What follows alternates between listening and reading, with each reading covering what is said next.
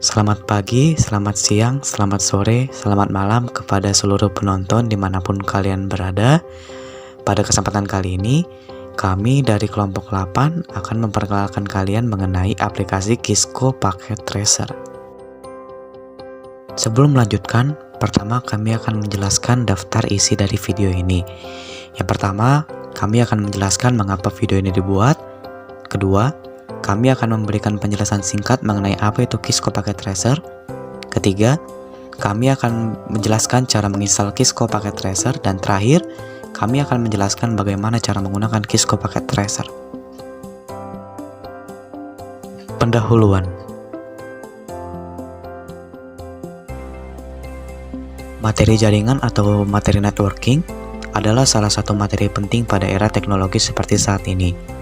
Pembelajaran jaringan dapat dikatakan cukup rumit karena diperlukannya media atau fasilitas untuk mempraktekkan materi jaringan. Terkadang, tidak semua fasilitas pembelajaran jaringan menyediakan media yang mumpuni. Kisco Packet Tracer merupakan jawaban dari permasalahan tersebut. Apa itu Kisco Packet Tracer? Kisco Packet Tracer adalah software open source atau free software yang digunakan untuk membuat model suatu jaringan. Kisco Packet Tracer dapat menyimulasikan model jaringan secara real tanpa menggunakan banyak media komputer. Software ini sangat membantu kita dalam mempelajari konsep jaringan. Selain membuat model dan menyimulasikan jaringan, Kisco Packet Tracer juga dapat digunakan untuk latihan troubleshooting jaringan yang merupakan hal yang cukup penting dalam materi jaringan.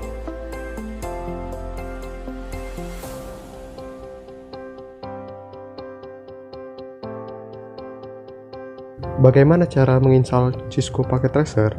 Nah, untuk menginstal Kisco Packet Tracer tidak dibutuhkan langkah-langkah khusus ya. Ini sama seperti kita menginstal program pada biasanya. Nah, bisa diikuti oleh langkah-langkah berikut ini. Pertama-tama, kita harus memiliki file instalasi Kisco Packet Tracer-nya dahulu. Maka, mari kita download file instalasinya dari link di bawah ini. Jika file instalasinya sudah terdownload, maka buka file instalasi tersebut. Pada jendela instalasi, pilih opsi I accept the agreement dan klik next. Dan terus pilih next sehingga tombol install muncul. Klik tombol install untuk memulai instalasi. Tunggu hingga instalasi selesai dan Kisco Packet Tracer siap digunakan. Selanjutnya, mari kita bahas bagaimana cara menggunakan Kisco Packet Tracer. Sebelum menggunakan Kisco Packet Tracer, kita harus memiliki akun terlebih dahulu. Jika kalian sudah memiliki akun, kalian bisa langsung masukkan akun kalian dan klik sign in. Jangan lupa juga centang keep me logged in. Nah, bagaimana yang belum punya akun? Kalian bisa klik sign up, nanti kalian bakal dialihkan ke halaman pendaftaran Kisco Packet Tracer. Jika halaman pendaftaran sudah terbuka, klik saja enroll now dan isi data diri kalian. Ikuti instruksi yang diberikan hingga pembuatan akun selesai. Nah, sekarang kalian memiliki akun, kalian bisa login, masukkan email kalian, masukkan password kalian. Jangan lupa centang keep me logged in dan klik sign in sekarang. Dalam software Kisco Packet Tracer, kita dapat melihat banyak menu beserta logo-logo yang menyerupai alat-alat jaringan. Pertama, kami akan menjelaskan mengenai menu pada bagian atas. Pada menu bagian atas, terdapat menu file, edit, option, view, dan tools. Berikut kami jelaskan masing-masing fungsi dari menu tersebut. Pada menu file, terdapat pilihan new. Nah, new ini untuk membuat model jaringan baru. Lalu ada menu open, ini untuk membuka model jaringan yang sudah pernah dibuat. Open samples gunanya untuk membuka model yang sudah dibuat Kisco sebelumnya. Recent file yang berisi file-file yang sebelumnya kita buka dan simpan. Lalu ada save untuk menyimpan model yang kita buat. Save as untuk menyimpan model jaringan yang kita buat dengan nama lain. Nah, ada juga save as PKZ untuk menyimpan model jaringan dengan ekstensi PKZ. Save as Common Cartridge untuk menyimpan model jaringan dengan ekstensi IMSSCC. Print untuk mencetak model jaringan, dan Exit untuk keluar dari Cisco Packet Tracer.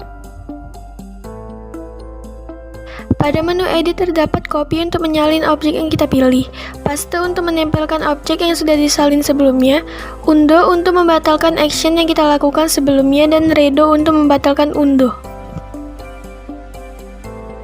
Pada menu option kita terdapat preference untuk mengatur pengaturan dasar seperti tampilan interface, user profile untuk mengatur informasi mengenai akun Cisco, algorithm setting untuk mengatur TCP, dan view command log untuk melihat riwayat dari command yang kita buat pada telnet model jaringan. Pada menu view terdapat zoom untuk memperbesar tampilan model jaringan yang kita buat, toolbars untuk mengatur toolbar yang muncul pada Cisco Packet Tracker, show viewport untuk melihat device yang digunakan pada model jaringan, show workspace list untuk menampilkan workspace atau model jaringan yang kita buat, simulation mode untuk menampilkan bar di samping kanan Cisco yang berisi mengenai informasi detail device pada model jaringan, real time mode untuk menampil model jaringan seperti biasa, logical view untuk menampilkan device model jaringan seperti biasa, dan physical view untuk menampilkan model jaringan menggunakan map. Pada menu tools terdapat drawing palette untuk menggambarkan objek seperti pada aplikasi Paint, custom device dialog untuk membuat device custom untuk digunakan pada model jaringan, script project manager untuk mengatur script yang digunakan pada model jaringan, dan cluster association dialog untuk mengatur hubungan antar device pada model jaringan yang kita buat, baik dalam bentuk logikal maupun fisikal. Menu bagian bawah berisi device yang dapat kita gunakan pada model jaringan yang akan kita buat. Icon-icon pada menu bagian bawah hampir sama dengan device yang kita temui pada konsep jaringan. Berikut kami jelaskan secara singkat mengenai icon-icon pada menu bagian bawah. Icon pertama pada menu bagian bawah adalah Network Device. Network Device berisi icon-icon yang berfungsi layaknya alat penghubung jaringan seperti switch, hub, maupun wireless router. Cara penggunaan fungsi ini adalah dengan mendrag salah satu icon ke layar utama atau layar berwarna putih yang akan digunakan untuk model jaringan nantinya. Terdapat banyak jenis dan model dari alat penghubung jaringan untuk mendukung fleksibilitas model jaringan yang kita buat. Icon kedua pada menu bagian bawah adalah End Device. End Device berfungsi sebagai alat yang menerima jaringan yang dikirimkan oleh alat penghubung jaringan. Terdapat banyak jenis end device yang bisa kita pilih untuk model jaringan yang kita buat. Cara penggunaannya sama seperti icon network device, drag dan drop ke layar utama model jaringan. Icon ketiga yang terdapat pada menu bagian bawah adalah komponen. Komponen berfungsi untuk menggambarkan perangkat tambahan dalam jaringan. Komponen biasa digunakan untuk modeling jaringan tingkat ahli. Karena video ini hanya akan menjelaskan cara penggunaan dasar, komponen akan dijelaskan pada video yang akan kami buat pada kesempatan lain. Icon keempat pada menu bagian bawah adalah Connection. Icon Connection berisi media-media yang digunakan untuk menghubungkan network device dan end device. Cara penggunanya sama seperti icon lainnya. Untuk menggunakan fungsi ini, klik terlebih dahulu salah satu icon pada menu Connection, lalu pilih network device yang sudah tersedia pada layar model jaringan. Setelah memilih port pada network device, pilih end device yang sudah tersedia pada layar model jaringan dan tentukan port yang akan digunakan. Icon kelima pada menu bagian bawah adalah Miscellaneous. Icon ini berisi device yang umumnya jarang digunakan namun terkadang diperlukan. Cara penggunaan icon ini adalah dengan mendrag salah satu icon yang tersedia pada menu layar utama yang harus digunakan sebagai model jaringan. Icon terakhir adalah Multi-User Connection. Multi-User Connection digunakan untuk menyambungkan model jaringan yang kita buat ke aplikasi Cisco Packet Tracer yang dimiliki user lain dalam satu jaringan. Multi-User Connection juga bisa kita gunakan pada komputer kita sendiri dengan cara menjalankan dua aplikasi Cisco Packet Tracer secara bersamaan. Untuk menggunakan Multi-User Connection, diperlukan setting multi-user yang akan kami bahas lain waktu. Kita telah membahas fungsi-fungsi menu dan icon pada aplikasi Cisco. Sekarang kami akan menunjukkan cara membuat model jaringan secara dasar. Pertama, drag icon and devices yang akan kita gunakan. Pada contoh kali ini, kita akan menggunakan 3 komputer dan 1 laptop sebagai end devices. 2. Drag icon network device yang akan digunakan sebagai media penghubung jaringan.